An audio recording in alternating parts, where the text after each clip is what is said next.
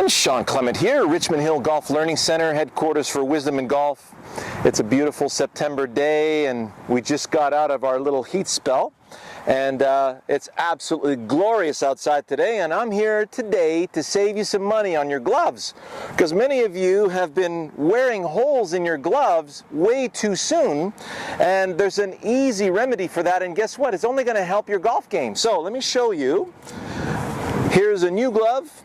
And here's a glove that I've used for the last 30 days. I basically, use a new glove every month because, hey, it's my career. I use this every day. So notice, hitting balls every day with this glove, there's no wear on the heel pad of the hand, and there's maybe just a little bit of wear in the thumb. And there's the comparison to the new glove. And I know many of you after a week are wearing a big hole in the heel pad of the glove, or taking out the thumb entirely. So let's look at why that happens. So the first thing I want to show you is the acid test for your grip. Okay? So we talk about the lead hand, the glove hand, which is your most important one. So you want to feel like you're holding the grip like an umbrella. So notice how the heel pad of the hand is going to be on top. So let's look at that much more closely here. So you see how the grip, so I don't want to take it at the end right here where that's going to have a tendency to wear into my glove. Notice from this side, it doesn't look like I'm gripping down, does it? And from here, it looks like I'm gripping down a little bit. I'm not. I got the whole meat of the grip underneath the heel pad of that hand. So notice when I open up that hand, there's where I feel the greatest contact with the club.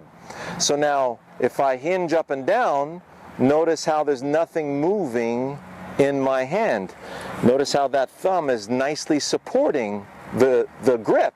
So if I grip it with a thumb that's too short like this, and then the thumb starts to buckle, it'll start prying the grip away from my hand, and there you're going to have a premature wear spot. So, secure thumb, full range of motion on that grip without letting go. So notice at the top of the swing, I'm not letting go.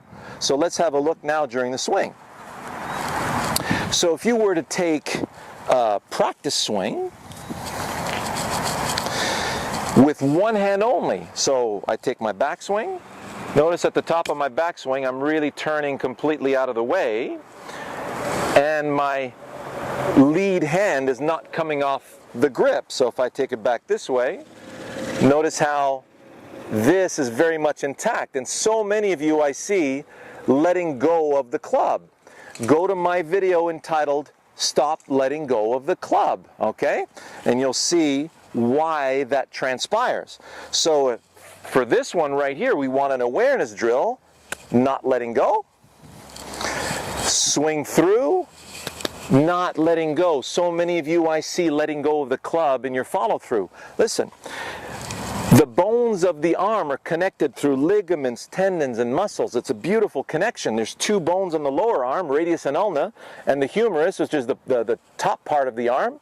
So there's a beautiful connection here. These are your portable ligaments, tendons, and muscles.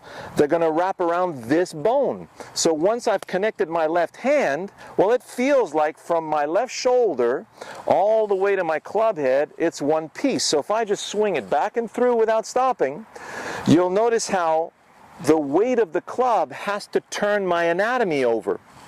Let it release. Notice how the face of my watch is facing the sky. Let it release. Now the face of the watch is facing away from you, a little more toward the ground. A little more toward the sky. A little more toward the ground. So there's a beautiful rotation that occurs, just like a boxer, just like a baseball pitcher, just like you'll see somebody throwing a football. There's this pronation. Tennis serve is a great example. Another way that you could feel that is if you reverse the club, hold it by the bottom of the shaft, pretend it's a sword, and then feel like you're cutting through a vertical bamboo shoot here. Notice how the weight of that club is going to turn your hand over. So it is a beautiful release that occurs. So you want to feel that in the lead hand. There it is. The follow through feels very much like a topspin backhand in ping pong. Okay? So if you're right-handed, Feel that top spin backhand. Notice there's a full rotation of that forearm. This feels extremely natural. That's full extent of my rotation. And I'm going to feel exactly the same thing with my left hand. So, secure grip. Secure at the top of the backswing. Secure in my release and into my follow through, so I'm not letting go. Don't let go. Don't let go. Let it release, let it release. So, if you allow the weight of the club to release your anatomy, then you're never fighting the club. If you're trying to guide the ball to the target, then what happens is the club now is going to force itself against the wrist. This gives out and that gets pried out of your hands. So we're not trying to lift the ball. That would pry the club out of your hands. We're simply letting the weight of the club release us.